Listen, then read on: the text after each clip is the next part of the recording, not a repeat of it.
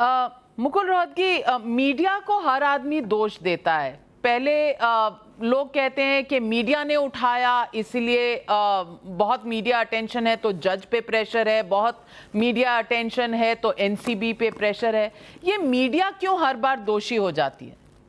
देखो, ये नविका, दोष देने की बात नहीं है। Today we live in a world which is an electronic world, so TV is a very powerful medium. Then you have other social media sites, and therefore जो टीवी पे आता है लोग देखते हैं, इसलिए हाइप बढ़ जाती है। I did not mean to blame anybody. I am just saying it got hype. And अभी भी मैं टीवी देख रहा हूँ तो टाइम्स नाउ पे अभी भी आपके दूसरे डिबेट चल रहे हैं इस केस के। तो ये this is the world we live in. I have no reason to you see blame और क्रिटिसाइज द मीडिया। एंड आप ये देख लीजिए, I did not want to come on the media at all. जो होना था हो गया, एक केस है, लेकिन आपने कहा तो फिर आपको मना कौन कर सकता है? पता नहीं, आप मेरी रेल बना दें तो मैंने कहा भाई टीवी पे मैं कुछ जाके बोल दूं। नहीं, जरा नवाजी है आपकी मुकुल साहब, पर मैं एक चीज पूछना चाहती हूँ। आज एनसीबी ने तूफान सिंह जजमेंट जो आपने आर्ग्यू की थी कोर्ट में, उसके ऊपर उन्होंने कॉन्ट्रेरियन व्यू दिया और उन्होंने कहा इसका ट्रायल स्टेज पे लेना चाहिए इसको, not at this bail stage. मैं पूछना चाहती हूं कि ये वकीलों की लैंग्वेज आप आम दर्शकों को समझाएं कि अगर अभी यूज नहीं कर सकते, ट्रायल स्टेज में यूज कर सकते हैं, इससे एनसीबी का क्या मतलब था? देखिए, तूफान सिंह का जजमेंट ये कहता है कि अगर कोई स्टेटमेंट रिकॉर्ड करी जाए अक्यूज्ड की एनसीबी के अफसर के सामने, तो वो कानून में एडमिसिबल नहीं है। ये एक रीसेंट जजमेंट है सुप्रीम कोर्ट का, क्योंकि एनसीबी के अफसर पुलिस अफसर की तरह होते हैं, क्योंकि उन्हें अरेस्ट करने का अख्तियार है। तो सुप्रीम कोर्ट ने कहा है उनके सामने स्टेटमेंट जो है वो एडमिसिबल नहीं है, वो पढ़ी नहीं जा सकती। लेकिन एक लाइन को ट्विस्ट करके उस जजमेंट में इन्होंने उसको कंपार्टमेंटलाइज कर दिया कि ट्रायल पे देखी जाएगी, बेल पे नहीं। ये आर्ग्यूमेंट बेबुनियाद है।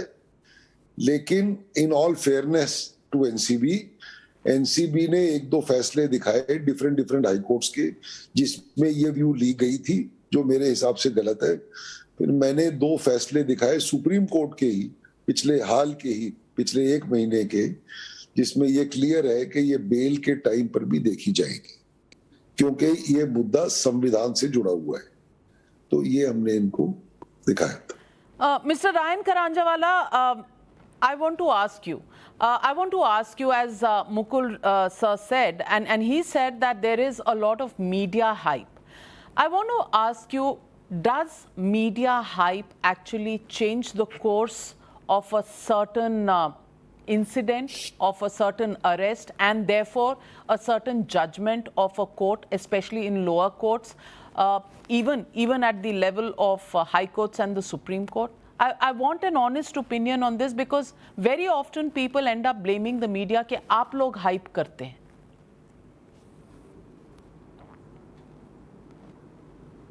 So let me break it into three parts. First, the role of the media. Now, the role of the media is obviously to give prominence or attention to anything that happens to many prominent personalities. So if a prominent personality's son gets arrested, there is no doubt that the media is going to cover it. It's not a matter of blaming the media. This is that part of their normal day-to-day course of conduct. What impact does it have on the courts? What impact does it have on the arguing counsels? Now, it tends to put everyone, and especially the arguing counsels, the prosecutors, the defense, a little on edge. So everything you say, when the prosecution goes, it goes hammer on tongue, because it doesn't want people to afterwards say, "Arey, ye nahi bola, wo nahi bola, ye kyun nahi bola, wo kyun nahi bola." So everything in a sense gets amplified, everything in a sense gets aggravated, and of course, nobody lives in an ivory tower. Judges are as human as anyone else. So in an imperceptible way, I'm sure it has an impact on everybody. Whether for the worse or for the better, it depends from case to case.